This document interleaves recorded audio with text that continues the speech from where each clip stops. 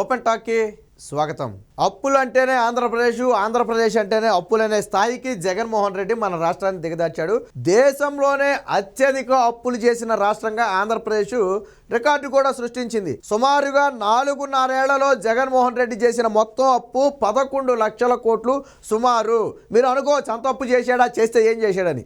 అదే మాకు అర్థం కాని విషయం. అప్పు అయితే కనపడుతుంది, కానీ ఏం చేశారనేది కనపడదు. ఎందుకంటే రాష్ట్రంలో ఎక్కడ ఒక రహదారి లేదు, ఎక్కడ ఒక బిల్డింగ్ కట్టలేదు, అమరావతి లేదు, 3 రాజధానులు లేవు, ప్రాజెక్టులు లేవు, ఏమీ చేసింది ఏమీ లేదు. సంక్షేమ పథకాలు అంటావా, గత ప్రభుత్వంలో కూడా ఇచ్చింది. అవి రాష్ట్ర ప్రభుత్వానికి వచ్చే ఆదాయంతోనే సంక్షేమ పథకాలు ఇవ్వచ్చు. 1 నువ్వు కొత్త పథకం పెట్టినా ఆల్రెడీ 6 పాత పథకాలు బీకేసావు. సో ఏ కోణంలో చూసినా సంక్షేమ పథకాలు ఇవ్వడానికి రాష్ట్ర ప్రభుత్వం నుంచి వచ్చే ఆదాయం ఓకే. మరి చేసిన అప్పు ఏమైపోయింది? గతంలో అంటే పోలవరం కట్టారు, పట్టిసీమ కట్టారు, లేకపోతే అమరావతికి 10,000 కోట్లు పెట్టి కట్టారు, రాష్ట్రం మొత్తం సీసీ రోడ్లు వేశారు, రకరకాలుగా చెప్పడానికి ఉందా, మిలీనియం టవర్స్ కట్టారు. సో ఇలా 1 కాదు 2 కాదు అనేకం ఉన్నాయి. మరి జగన్మోహన్ రెడ్డి వచ్చిన తర్వాత ఏం చేశాడని ఒప్పంత అయిపోయింది అనేది ఎవరికి తెలీదు. సరే కాసేపు పక్కన పెడదాం. ఇప్పుడు విద్యుత్ సంస్థల గురించి మనం ఒకసారి మాట్లాడుకుందాం. మనం ఒకసారి తెలంగాణలో పరిశీలిస్తే మొన్న రేవంత్ రెడ్డి ముఖ్యమంత్రి అయిన తర్వాత తొలి సమీక్షా సమావేశం విద్యుత్ సంస్థల మీద నిర్వహించాడు. అందులో 85,000 కోట్ల రూపాయలు విద్యుత్ సంస్థల్లో అప్పు ఉందని తెలిసి అందరూ నోరేళ్ల పెట్టారు. మన ఆంధ్రప్రదేశ్ ప్రజలు కూడా నోరేళ్ల పెట్టాం. మనం కూడా అమ్మో 85,000 కోట్ల కేసీఆర్ వెళ్తా ఇంత అప్పు చేసేసి వెళ్ళిపోయాడు 10 ఏళ్లలో అని మనం నోరేళ్ల పెట్టాం. బాగుంది. మరి ఇదే సమయంలో మన పరిస్థితి ఏంటని ఎవరైనా ఆలోచించారా? మన ఆంధ్రప్రదేశ్ పరిస్థితి ఏంటి? ఎంత అప్పు ఉంది? అక్కడ కేసీఆరే అంత చేశాడంటే జగన్మోహన్ రెడ్డి ఎంత చేశాడని చెప్పి ఎవరైనా ఆలోచించారా? అక్కడ 10 ఏళ్లలో 85,000 కోట్ల అప్పు అయితే జగన్మోహన్ రెడ్డి 4 ఏళ్లలో చేసిన అప్పు ఎంతో తెలుసా? 72,000 కోట్లు 4 ఏళ్లలో జగన్మోహన్ రెడ్డి చేశాడు. మొత్తంగా విద్యుత్ సంస్థల మొత్తం బకాయిలు ఎంతో తెలుసా? ఇప్పుడు 128,000 కోట్ల రూపాయలు విద్యుత్ బకాయిలు. మనం 85,000 కోట్లకే నోరేళ్ల పెట్టాం, కానీ దాదాపు దాని మీద 40 కోట్లు 50 కోట్లు 40 కోట్లు 40,000 కోట్లు 50,000 కోట్లు అధికంగా మనం చేసాం ఇక్కడ అప్పు. మరి మనం ఏం చేయాలి? మనం నోరేళ్ల పెట్టొద్దా? విద్యుత్ సంస్థలు అక్కడైతేనే దివాళా తెస్తాయి, ఎక్కడైతే దివాళా తీవా? మరి ఎందుకు వచ్చింది ఇంత తప్పు? ఇందులో జగన్మోహన్ రెడ్డి చేసినప్పుడు కూడా నేను చెప్తున్నా 72,000 కోట్లు. జగన్మోహన్ రెడ్డి అనుకోవచ్చు మీరు గత ప్రభుత్వం అప్పు కూడా ఉండుంటుంది కదా అని. విభజిత ఆంధ్రప్రదేశ్లో వచ్చిన అప్పుతో కలిపి గత ప్రభుత్వం చేసిన మొత్తం అప్పు కలిపి 50,000 కోట్లు సుమారు. బట్ జగన్మోహన్ రెడ్డి వచ్చిన తర్వాత ఈ 4.5 ఏళ్లలో 70,000 కోట్లు చేశాడు. విభజిత ఆంధ్రప్రదేశ్లోనే నాకు తెలిసి ఒక 20,000 కోట్లు 10,000 కోట్లు సుమారు అప్పు ఉంది మనకి విద్యుత్ సంస్థలకు బకాయిలతో పాటు వచ్చింది. సో దానికి గత ప్రభుత్వం ఒక 20,000 కోట్లు బకాయిలు చేసి ఉండొచ్చు. అందుకనే మొత్తంగా రమారమిగా ఒక 50,000 కోట్లు అయింది అది. కానీ జగన్మోహన్ రెడ్డి వచ్చిన తర్వాత ఏం చేశాడు? 72,000 కోట్లు చేశాడు. మీరు గమనించండి ఒకసారి. ఆంధ్రప్రదేశ్ విడిపోయిన కొత్తలో మన విద్యుత్కి కొద్దిగా కష్టాలు పడ్డాం. ఒక 3-4 నెలల్లో విద్యుత్తు ఇబ్బంది అయింది. ఎందుకంటే విభజిత ఆంధ్రప్రదేశ్లో మొత్తం వ్యవస్థ అంతా అస్తవ్యస్తంగా ఉండటంతో ఇబ్బంది ఎదురైంది. బట్ చంద్రబాబు గారు తన అనుభవాన్ని ఉపయోగించి సరిగ్గా 100 రోజులు అంటే 3 నుంచి 4 నెలల్లోనే దాన్ని మొత్తాన్ని కూడా షార్ట్అవుట్ చేసి విద్యుత్ కష్టాలు లేకుండా చేశాడు. 5 ఏళ్ల పాటు మనకి ఎప్పుడు కూడా విద్యుత్ కష్టం లేదు. మీకు కావాలంటే బ్యాక్కి వెళ్ళి ఒకసారి ఆలోచించుకోండి. టీడీపీ హయాంలో ఎప్పుడైనా మనం కరెంటు పోయిందని తిట్టుకున్న పరిస్థితులు ఉన్నాయా? కరెంటులు పోతున్నాయి అని చెప్పి రైతులు ఆందోళన చేసిన పరిస్థితులు ఉన్నాయా? ఒకసారి ఆలోచించండి. ఎక్కడా లేవు, మనకు కనపడవు. ఎందుకని? ఆయన తన విజన్ ఉపయోగించి లోటు విద్యుత్ నుంచి మిగులు విద్యుత్ తీసుకొచ్చారు. ఇంకా మీకు ఉదాహరణ చెప్పనా? మనం విద్యుత్ తెలంగాణకి ఇచ్చాం, దాని నుంచి ఒక 5,000 కోట్లు ఎంతో బకాయిలు ఉన్నాయి మనకి. 5,000 కోట్లు 6,000 కోట్లు సుమారు బకాయిలు ఉన్నాయి. తెలంగాణ విద్యుత్ సంస్థల నుంచి రావాల్సిన బకాయిలు ఉన్నాయి మనకి.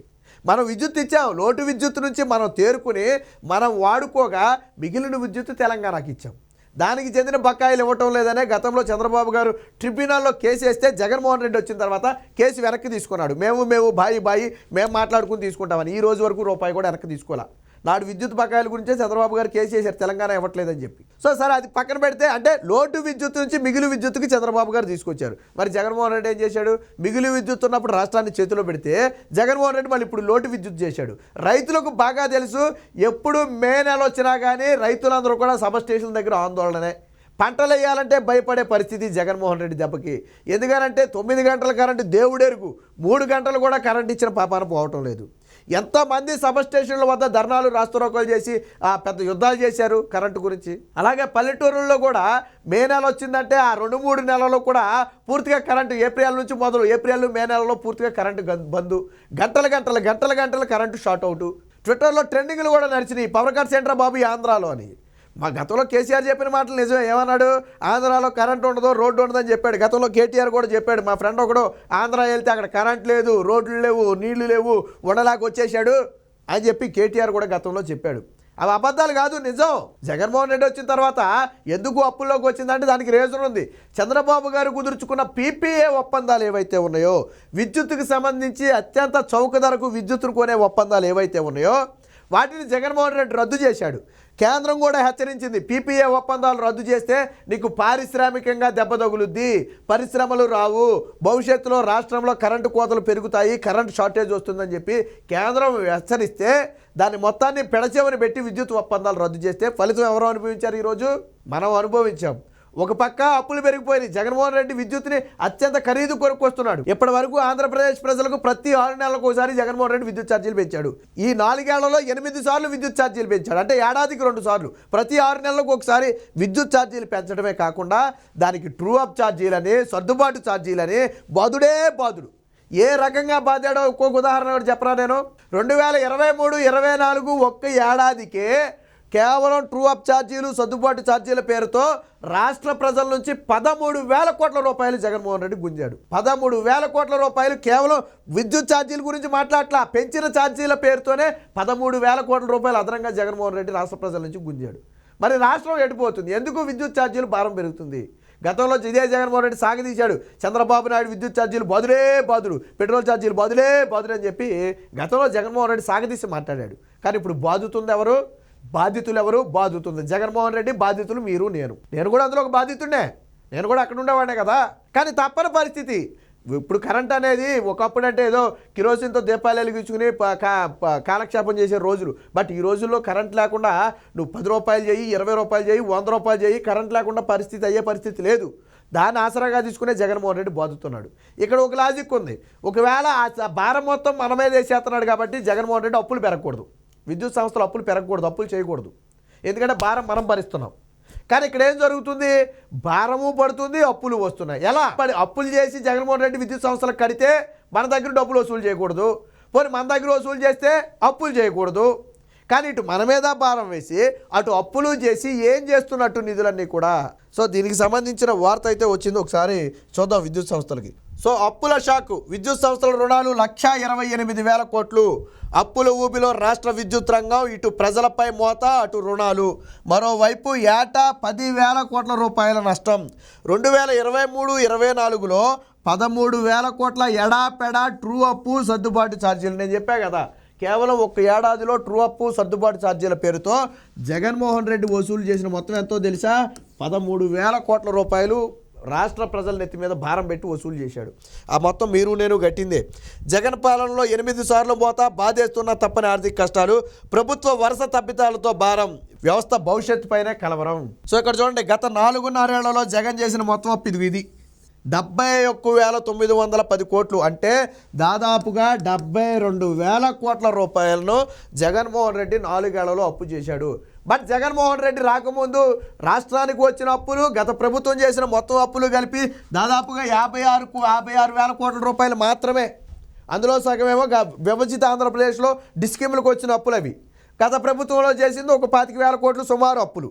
మొత్తంగా కలిపి ఒక 56,000 కోట్లు గత ప్రభుత్వంలో చేస్తే, 5 ఏళ్లలో చేస్తే, అంటే 5 ఏళ్లలో గత ప్రభుత్వం సుమారు 25,000 కోట్లు అప్పు చేస్తే జగన్మోహన్ రెడ్డి 4 ఏళ్లలో 72,000 కోట్ల రూపాయలు అప్పు చేశాడు. ఎందుకు అంత అప్పు చేయాల్సి వచ్చింది? పోనీ మన మీద భారం వేయట్లేదయ్యా, పోనీ సంస్థలకు కట్టాలి కదా, అప్పు చేశాడు అనుకుందాం. మరి భారం మన మీద వేస్తున్నాడు, మరి అప్పు ఎందుకు చేశాడు? మనం భారం భరిస్తుంటే జగన్మోహన్ రెడ్డి అప్పు ఎందుకు చేశాడు? మరి ఇక్కడ చూడండి, ఇక్కడ తెలంగాణలో విద్యుత్ సంస్థల అప్పుల భారం 85,000 కోట్లు. ఈ సంగతి బయటపడగానే 2 రాష్ట్రాల తెలుగు ప్రజలు వామో అనుకున్నారు. మరి ఆంధ్రప్రదేశ్ విద్యుత్ సంస్థల అప్పు ఎంతో తెలుసా? అక్షరాల 1,28,000 కోట్ల రూపాయలు. కరెంటు కొనుగోలు ఖర్చులు, ఇతర వ్యయాల భారాన్ని ఎప్పటికప్పుడు ట్రూ అప్ ఛార్జీల పేరుతో బాదుతూనే ఉన్నారు, సర్దుబాటు ఛార్జీల పేరుతో వాయిస్తూనే ఉన్నారు.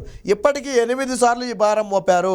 నష్టాల భారాన్ని ప్రజలపై వేస్తున్నప్పుడు అప్పులు చేయాల్సిన అవసరం లేదు, అంతే కదా. వచ్చిన నష్టాన్ని మనమే ట్రూ అప్ ఛార్జీలతో కడుతున్నప్పుడు అప్పులు చేయాల్సిన అవసరం లేదు. కానీ ఇక్కడ ఏమవుతుంది?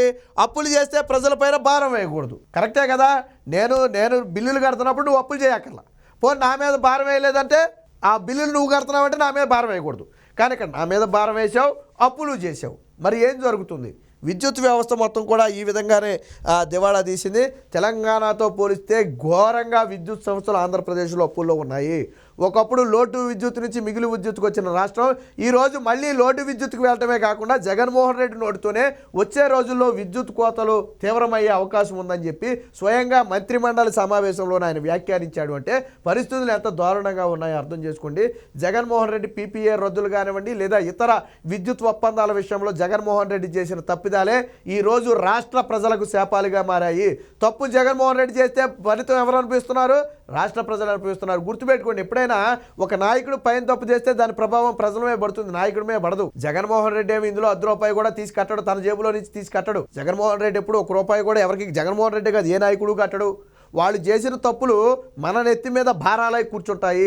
ఈరోజు ఆల్రెడీ సాధారణ అప్పు 11 లక్షల కోట్లకు చేరింది. అది మీరు నేను తీర్చాలి. ప్రతి రైతు నెత్తిన 2.5 లక్షల రూపాయలు అప్పు ఉంది, అది కూడా మనమే తీర్చాలి. ఇప్పుడు ట్రూ అప్ ఛార్జీల పేరుతో 1,28,000 కోట్ల విద్యుత్ సంస్థలు అప్పుల్లో ఉన్నాయి. అవి కూడా తిరిగి రాష్ట్ర ప్రజల మీద భారమే తప్ప జగన్మోహన్ రెడ్డి భరించేది కాదు. రాష్ట్ర ప్రజలకు భారం లేకుండా చేయాల్సిన నాయకులే ఈరోజు ఈ విధంగా భారాలు మోపుతున్నారు. ఏది ఏమైనా జగన్మోహన్ రెడ్డి వచ్చిన తర్వాత విద్యుత్ సంస్థలు తీవ్ర అప్పుల్లో కూరుకుపోయి వాటి మనుగడే ప్రశ్నార్థకంగా మారింది.